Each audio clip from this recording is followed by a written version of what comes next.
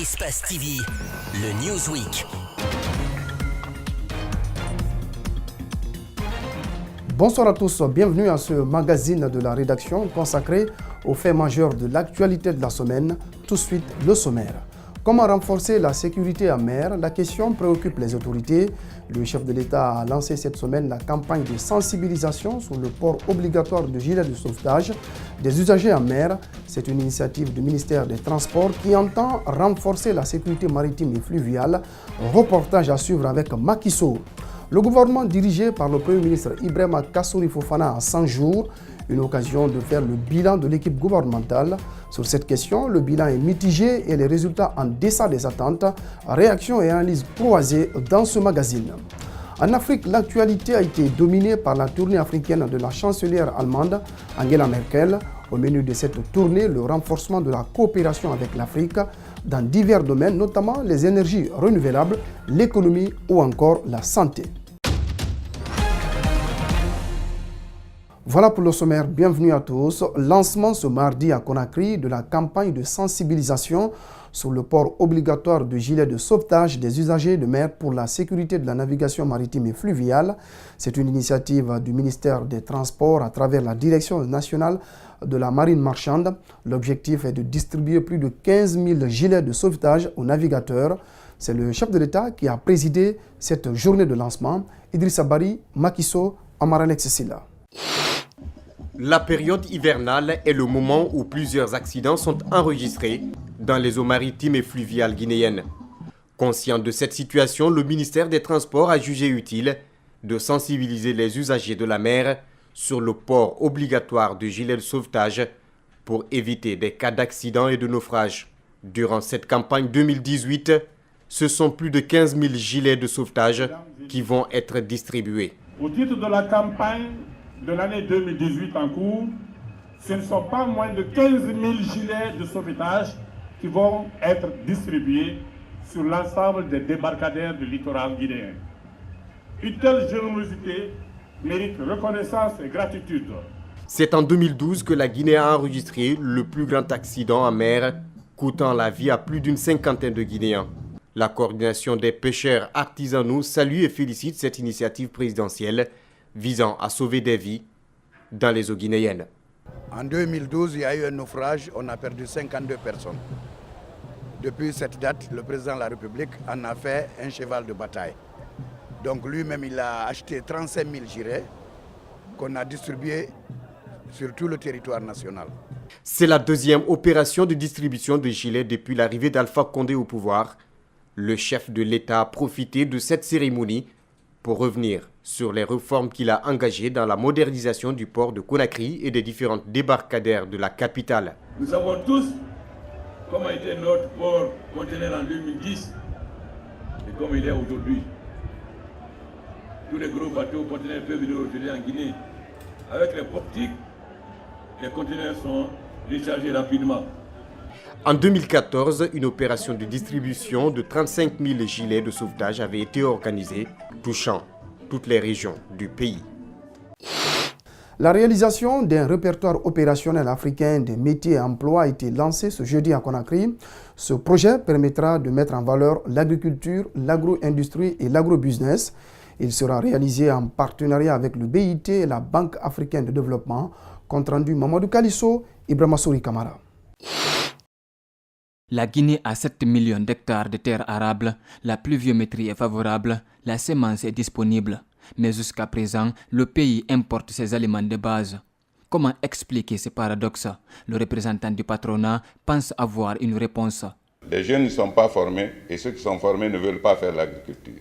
Deuxièmement, ceux qui sont formés et qui sont dans l'administration préfèrent être dans les bureaux que d'accompagner les cultivateurs. Ce manque de main-d'œuvre qualifiée est dû à plusieurs facteurs, notamment l'insuffisance d'agronomes, l'inadéquation entre la formation et le besoin du marché de l'emploi. Désormais, explique le Premier ministre, les programmes de formation seront réajustés en fonction des besoins de l'emploi, d'où le lancement de ce répertoire opérationnel africain des métiers. En clair, le répertoire devra permettre de fixer des contours de politiques publiques mieux avisées pour adresser la problématique de valorisation du potentiel agricole guinéen. La pertinence de la nomenclature des métiers sur les activités de l'agrobusiness est certainement un outil indispensable qui devrait permettre de décrire les nouveaux métiers. Selon le ministre de l'Enseignement professionnel et de l'Emploi, le démarrage de ce projet est une opportunité non négligeable pour son département.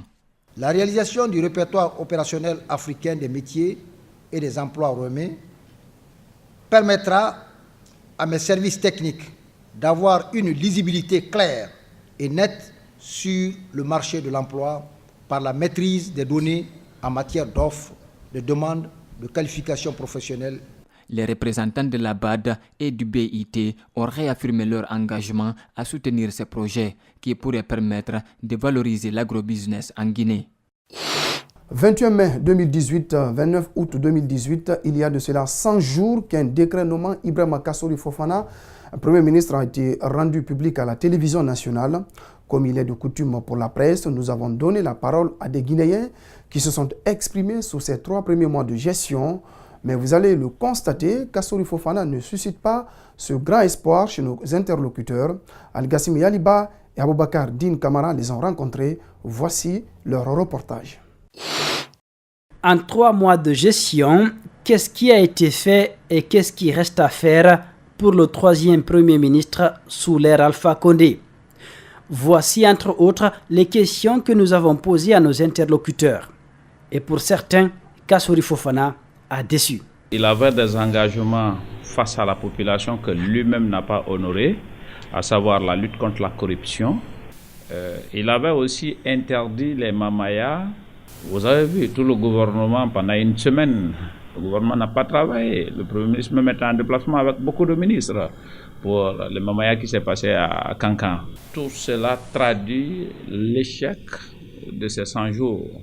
D'un Kourouma à un autre, le constat reste le même. Je ne suis ni déçu ni satisfait. Pas satisfait parce que la situation du pays n'a pas bougé, rien n'a changé. Mais je ne suis pas déçu dans la mesure où je savais que rien n'allait changer. Qu'en pense ce spécialiste en finances publiques guinéennes? La lutte contre la corruption, le gouvernement a commencé, si j'ai dit le gouvernement du Premier ministre, a commencé vraiment avec beaucoup de courage, en sanctionnant, en révoquant des directeurs. Ça, c'est très rare en Guinée. Si nous revenons sur la mobilisation des recettes, là, les faits viennent contredire totalement. Il suffit de lire la loi de finances rectificatives. Cette loi montre par A plus B que les dépenses baissent fortement. Certes, le bilan des 100 jours du gouvernement Kassori Fofana est loin des attentes de certains, mais il faut noter une certaine différence avec ses prédécesseurs. Le nouveau Premier ministre a prôné la fermeté pour gérer la dernière crise sociale née de l'augmentation du prix du carburant. Un mot de politique dans ce magazine. Les membres de l'opposition républicaine étaient de nouveau réunis cette semaine au QG de l'UFDG. En toile de fond, la situation sociopolitique du pays, le non-respect des engagements issus du dernier accord et la situation de Kindia ont été largement débattus. Mariam Fodé Kamara et Ibrahima Souri Kamara pour le compte-rendu. L'opposition républicaine monte au créneau face à la prolifération des propos qu'elle juge ethnocentristes et régionalistes. Les propos qui ont beaucoup plus attiré son attention sont ceux du candidat uninominal de Kindia et de l'inspecteur régional de la Ligue de la même localité. L'opposition déplore le silence du chef de l'État sur ces faits qui fragilisent l'unité nationale et la paix dans le pays. Nous avons déploré, avec la dernière énergie, ces types de propos émanant surtout des leaders d'opinion qui fragilisent la paix, l'unité nationale et la concorde qui existe entre nos populations à travers le pays.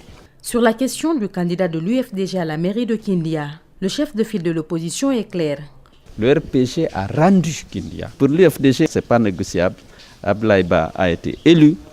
Le RPG et le gouvernement ont reconnu et ont rendu donc le poste de maire à l'UFDG et nous n'avons pas un autre qu'Abdoulaye Ba. La question sur le non-respect de l'accord par rapport au contentieux électoral n'est pas restée en marge de cette réunion. 3 semaines après sa signature, l'opposition républicaine dénonce le retard que connaît le processus de mise en place des élus et d'autres engagements de l'accord. L'opposition demande donc au ministre de l'administration du territoire et de la décentralisation de procéder, de fixer une date dans les meilleurs délais pour procéder à l'installation des exécutifs communaux à travers le pays. L'opposition invite par ailleurs ses militants à la sérénité et à la vigilance. Et puis le chef de file de l'opposition s'est aussi exprimé sur l'opération d'audit du fichier électoral. Cellou Dalein Diallo dit avoir reconnu la pression du pouvoir sur les experts, mais il reste tout de même convaincu par le travail effectué. Suivez Cellou Dalein Diallo au micro de nos reporters. Je crois que c'est hier qu'ils devaient faire la restitution du travail qu'ils ont déjà effectué. Je n'ai pas encore le compte-rendu de cette restitution, mais je sais qu'ils ont travaillé de manière professionnelle, même si des pressions du pouvoir se sont exercées sur eux pour qu'ils ne fassent pas publiquement état de certaines faiblesses de ce fichier.